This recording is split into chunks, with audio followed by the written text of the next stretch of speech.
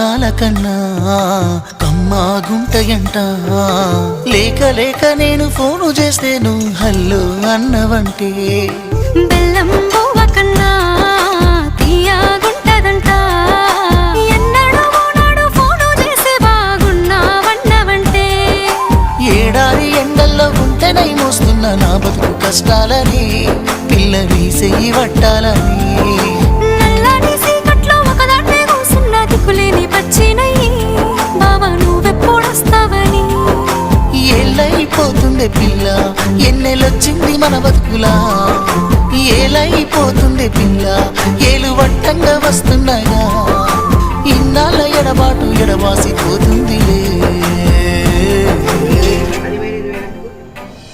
ఈ సీనయ్య గుండున్నదే సినదారా నీ కోసము.